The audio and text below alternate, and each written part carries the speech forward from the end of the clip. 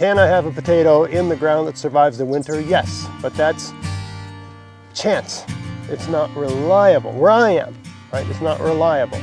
Even with a mulch, right, even with a mulch, the ground can freeze down a foot, right?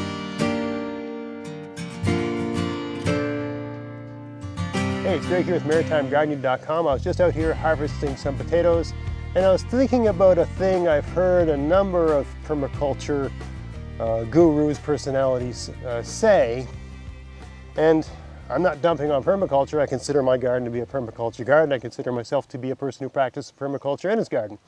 But one of the things you hear a lot is when you harvest the potatoes, just put them back in the ground and they'll come back next year.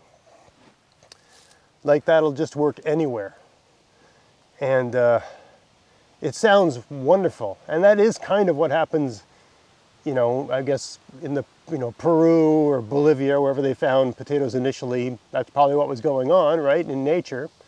But you have to understand that the potato evolved in a particular ecosystem, in a particular climate.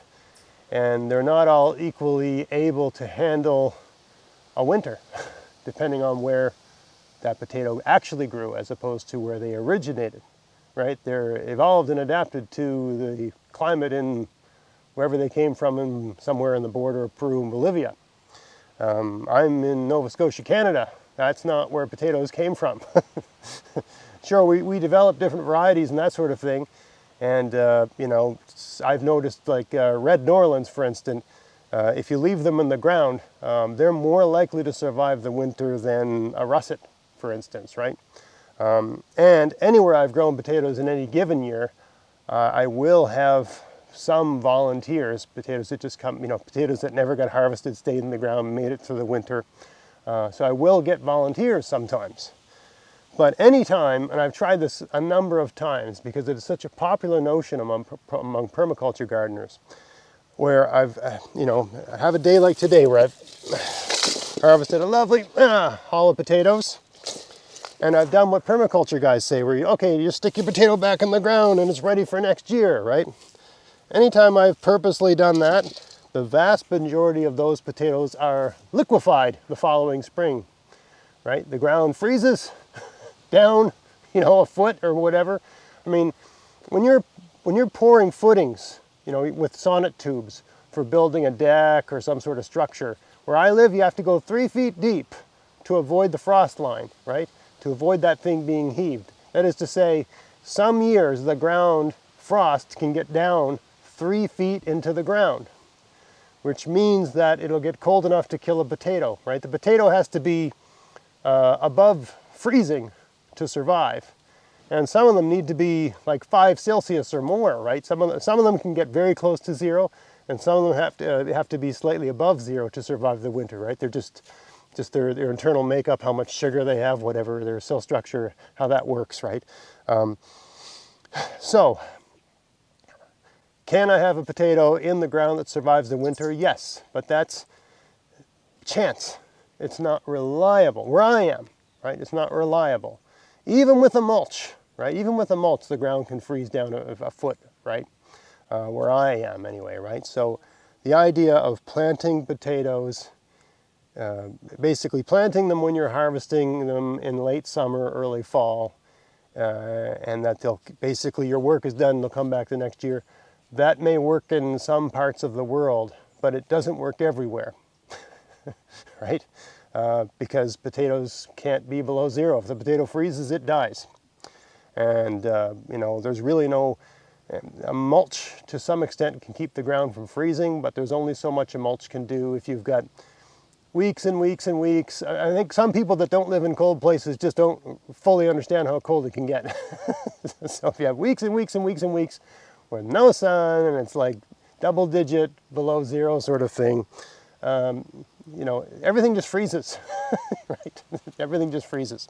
Another point is that, some potatoes can get scab. Some of these have scab, right? Because I've got that bacteria in my soil. There's ways you can deal with that in general, but basically to ameliorate, to solve the problem of potato scab, you've got two options. You grow varieties of potatoes that aren't prone to scab, which I mostly do here, like these lovely classic russets and the russet Burbank.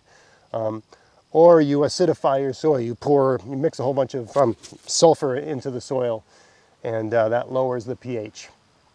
And I mean, if you've got a really bad scab problem, maybe that's what you have to do.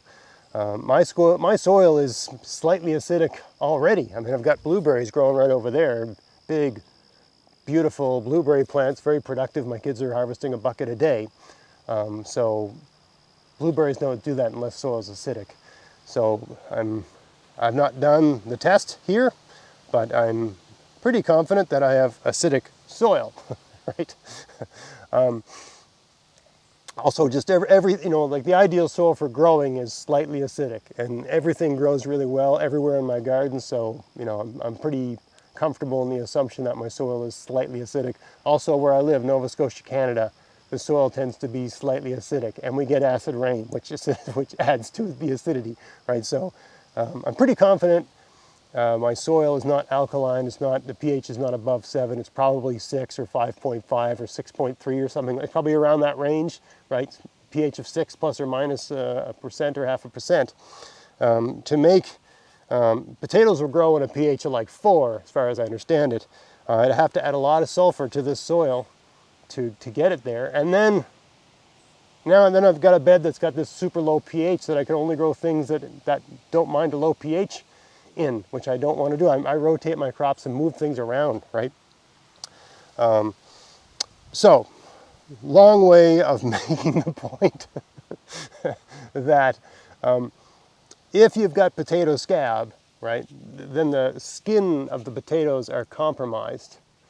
And so the longer you leave your potato in the ground, the more likely it is to get attacked by something, right? And either the thing that attacks it takes a tiny bite, or the thing that attacks it burrows into it. Or because something's taken a tiny bite and basically broken the skin, some other thing can come along and burrow into it. And if your potato has any scab at all, for all intents and purposes, the skin, the protection is compromised, right? It's like a wound. So it's easier. Potatoes with scab tend to get attacked by everything. Things burrow into them, right? So by leaving your potatoes in the ground, you're creating an ideal situation for things that attack potatoes to set up shop and enjoy themselves while they attack your potatoes. I keep getting ants crawling up my hand here. So that's another reason why putting the potatoes in the ground in the fall, in my opinion, is not necessarily the best idea. I mean, how much work is it to store them during the winter in a cool place, or even in a refrigerator in a brown paper bag, and then just put them in the ground the following spring when it's time to plant potatoes? For me, it's not a lot of work anyway to do that. So, it just makes more sense to me to take them all out of the ground, keep them out of the ground during the winter, put them in the ground in the spring when it's time to plant them. Because that way, you're still going to get your potatoes. They're not going to be growing in the winter. They're not going to be doing anything, right? They're heat activated, right? They go dormant, and then when the soil starts to warm up and there's rain and all that sort of stuff in the spring, then they start putting out their roots. They start setting their eyes up. They start reaching for the sky, sort of thing. So you're not really doing any good by leaving them in the ground all winter. Conceivably, you're saving yourself some work, but I mean, a 4x10 bed like this to plant potatoes, it's like a 5-minute job. So it's you're saving yourself 5 minutes of work, and you're taking all these huge risks. And in addition to that, if you live somewhere where I live, the risk is the whole thing, just all of them freeze and you lose all of them and they all just turn to mush and you get nothing. So you're actually wasting effort and wasting time. But that's, a situation specific to the northern gardener. I mean, look, but just to speak to the other point, here's a potato where, things have burrowed into it. And basically, because there's something burrowed into it, some mole or vole or some other thing chewed into it. I'm guessing, chewed into it to get at the thing that burrowed into it. right? A lot of times you have potatoes, when you're harvesting potatoes, you see pieces and chunks like this, right? So maybe 5 to 10% of my potatoes will have spots like this when I harvest them. Really depends on where they are and what type of potato it is.